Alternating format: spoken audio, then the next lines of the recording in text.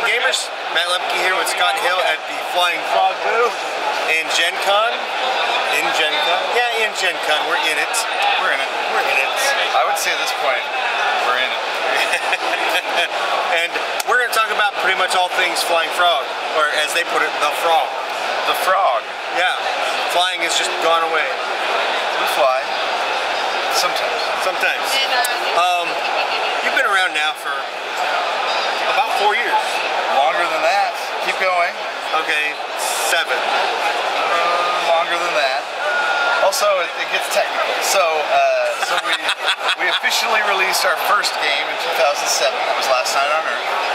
But before that, we actually had games we wanted to release, but we didn't want to have investors and loans and third and fourth mortgages or something like that. We wanted to actually not be beholden to anyone else. We wanted to be able to make whatever decisions that we wanted to make for the good of the game without having to cut corners. So what that meant was we spent 8 to 10 years, depending on when you look at exactly who was starting to save money and all of this, whatever, but saving our own money. So the frog has been around for a long time. But officially our first game, 2007. Okay. That was way more than he ever wanted to know. I can tell. No, I can tell. It's too late. It's all good, actually. One of the things I like about your games is you kind of have this theme with like the brimstone and Last Night on Earth, but they all kind of fundamentally change, artistically change, from like game to game. Yes. For more flavor and fluff. Yet, I'm going to call it, it's kind of like, it reminds me of like this 1950s, 60s retro kind of image. Cinematic? Yeah, cinematic. Retro cinematic. Like the horror, especially the horror stuff. Or, well, can you see it? The scream right there. I'll call him Nelson. From now on, he will be known as Nelson. The Nelson Scream. Yes. But anyway, from there, I mean, you've had, obviously you're successful because I know we talked a few years ago and you all had day jobs. It was a while back, but yes. This started out very much as, we had to save our own money to try to, put out our first game and give it a shot, and we didn't know if we'd get another chance, so we wanted to put everything we had into it, and at the same time, we have day jobs to earn that money, to save the money to put out stuff for our passion, making board games.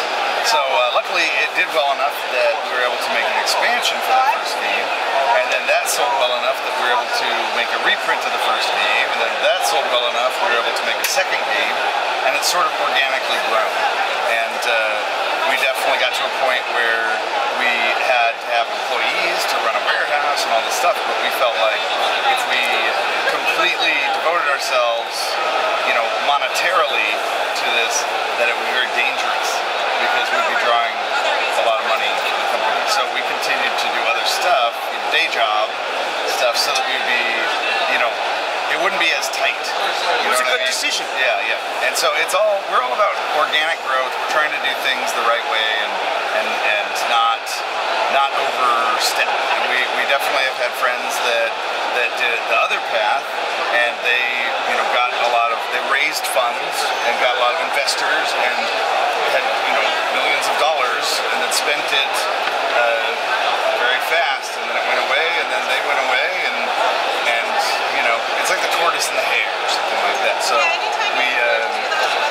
we're always trying to make smart decisions and sort of organically, step by step, build and grow and continue to slowly grow, not only in size but in the hearts of our fans. So what's the story behind the name Flying Frog? Flying Frog. So Jason had a flying frog, a wooden carved flying frog from Bali. He didn't go to Bali, but he got it. And it was made, hand carved in Bali, and it was hanging over his computer, and it's supposed to be a sign of good luck. And it's a little frog like this with wings out the back, and he's a flying frog.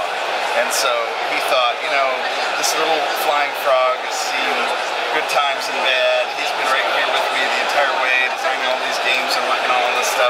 This is my good luck charm. We should call the company Flying Frog. And we thought about Flying Frog Games, but really we want to do lots of stuff. We want to do miniatures.